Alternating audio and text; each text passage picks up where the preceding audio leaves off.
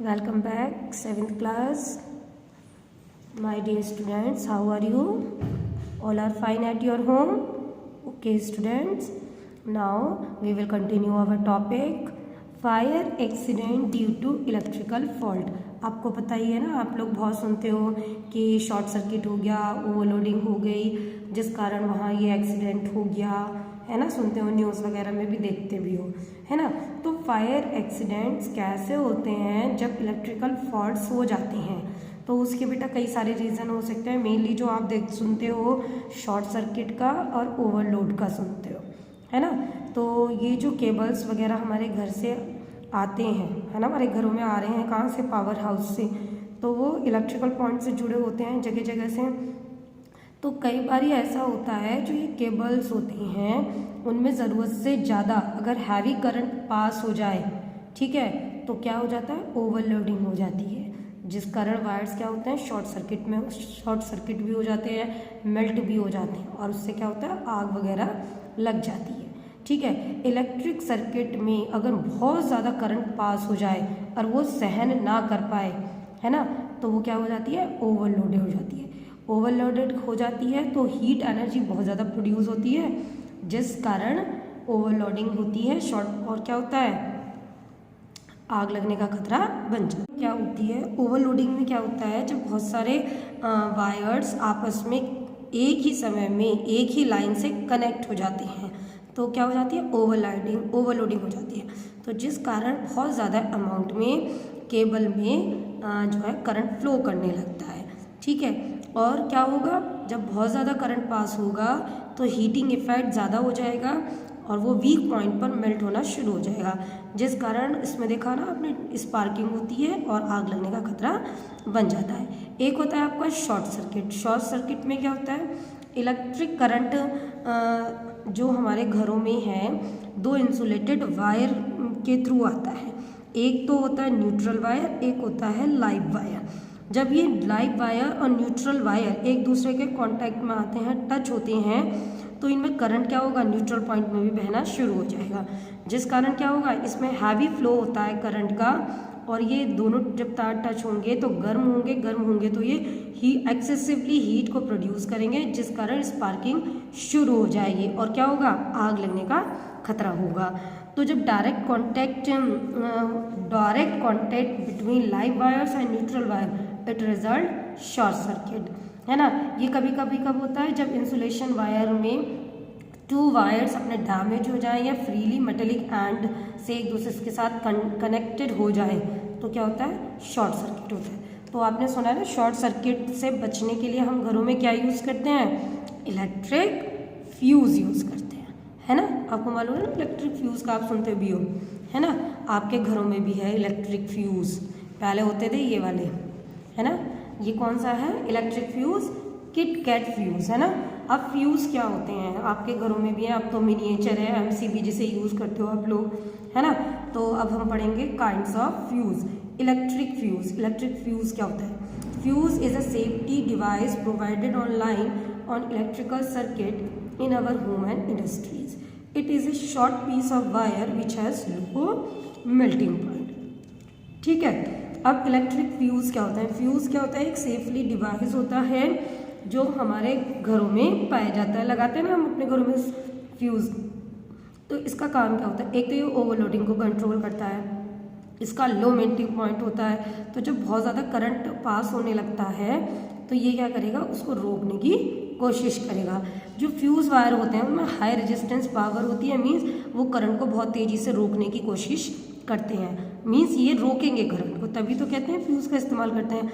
जैसे ही टेम्परेचर बढ़ता है तो ये मेल्ट ना हो, मतलब इट मे मेल्ट। अगर बहुत ज़्यादा टेम्परेचर बढ़ेगा तो ये मेल्ट होना शुरू हो जाएगा, जिस कारण क्या होगा? करंट का फ्लो जो है लिमिट में जाएगा। कई बार क्या होता है? कहते हैं ना फ्यूज़ उड़ गया, तो वो क्या होगा? इलेक्ट्रिक करंट को रुक देता है। तो पहले हमारे घरों में ये वाले यूज़ होते थे, किट कैट। तो जो ये होता है जिसमें दो पॉइंट ये होते हैं, दो ये, इसे तो कहते थे कैट। और ये जो सॉकेट टाइप होता है इसे किट, है ना। तो ये क्या करते हैं? इसको इसके अंदर फिट करते हैं, है ना। तो किट क्या है? इट इंक्लूड्स सॉकेट और fuse holder, it term as a kit, जो कि फिक्स होता है हमारे बोर्ड में। फ्यूज होल्डर में 2 सॉकेट्स होते हैं, हर एक सॉकेट में मेटेलिक पॉइंट्स होता है। एक मेटेलिक पॉइंट सॉकेट से कनेक्ट होता है, दूसरा इलेक्ट्रिकल लाइन से कनेक्ट होता है, जहाँ से हमारे घरों में बिजली आती है through the wires from the power house, ठीक है। और एक इलेक्ट्रिक मीटर से कनेक्ट होता है। सेकेंड मेटेलिक पॉइंट जो है सॉकेट से कनेक्ट होता है, जो हमारे घर में सर्किट बनाया जाता है। दोनों पॉइंट होल्डर्स जो है आपस में डायरेक्टली कनेक्ट नहीं होते। कैट क्या होता है, ये फ्यूज ग्रिप होती है जिसमें 2 टर्मिनल्स होते हैं और ये फ्यूज वायर कैट के दोनों टर्मिनल से जुड़ जाती है, ठीक है। अब होता है यूज ऑफ फ्यूज। यूज क्या है फ्यूजेस के, आपको बता दिया। फ्यूज क्यों यूज करते हैं हम, जो हमारे घरों में करंट फ्लो हो रहा है, पावर हाउस से आ रहा है, उसकी अमाउंट को कंट्रोल करने के लिए, ठीक है। एक तरीके से ओवरलोडिंग के लिए भी, जिससे कि हम लिमिटेड अमाउंट में करंट पास हो, हमारे इलेक्ट्रिकल अप्लायंसेस खराब ना हो, इसलिए हम फ्यूज़ का इस्तेमाल करते हैं। फ्यूज़ जो है रीसेट और रिस्टोर भी हो जाते हैं, जो इलेक्ट्रिक सप्लाई को हमारे ये रखते हैं, मीन्स उसको कंट्रोल में रखते हैं, ठीक है। तो ये आपका है इलेक्ट्रिक फ्यूज़, ठीक है। अब हम नेक्स्ट पढ़ेंगे एमसीबी, ठीक है। आपका एमसीबी क्या होता है, अब ये किटकैट फ्यूज जो होते थे पहले यूज़ होते थे, अब नहीं होते। अब क्या यूज़ होती है, हमारा मिनिएचर, है ना, ये आप देखते भी हो घर में, एमसीबी जिसे कहते हो। तो जब ओवरलोड होता है तो इसके जो ये बटन होते हैं ये खुद से ही नीचे की तरफ गिर जाते हैं जब बहुत ज़्यादा करंट पास होता है ना, ओवरलोडिंग को कंट्रोल करने के लिए। एमसीबी की full form miniature circuit breaker, means जब बहुत ज़्यादा करंट फ्लो होगा तो ये सर्किट में बहने वाले करंट को तोड़ देगा, ठीक है। और ये किस पर डिपेंड करता है, which one work on magnetic effect of current, ये मैग्नेटिक इफेक्ट ऑफ करंट पर वर्क करेगा, ना कि हीटिंग इफेक्ट ऑफ करंट पर, ठीक है। जब स्विच ऑन होता है, जब एमसीबी ऑटोमेटिकली चलती है, जब करंट बहुत ज़्यादा फ्लो होता है तो एमसीबी के जो ये पॉइंट्स होते हैं ये खुद से कीज जो है वो नीचे गिर जाती हैं। जब हम इसको ठीक कर देते हैं, ओवरलोडिंग देख लेते हैं, तो हम इसको दोबारा देखते हैं, है ना। तो जिस कारण हमारे ये एमसीबी का बहुत अच्छा यूज़ है ना। एक होता है आपका कार्ट्रिज फ्यूज़, ये देखो ये कैसे होता है, ग्लास लाइक होते हैं, ये भी मॉडर्न टेक्निक्स हैं। इसके अंदर एक जो फिलामेंट होता है, थिन वायर होता है, जो इस कांच की ट्यूब में पाया जाता है, ठीक है। मेटेलिक कैप्स होती हैं। ये फ्यूज़ वायर जो है सोल्डर्ड होते हैं, जो ट्यूब पर लगे होते हैं, साथ ही हमारे इलेक्ट्रिकल अप्लायंसेस पे यूज़ होता है। आपने देखा टीवी वगैरह में, है ना, हमारे इन्वर्टर वगैरह में ये वहाँ पर यूज़ होते हैं, ठीक है। काम इनका भी यही होता है, ओके।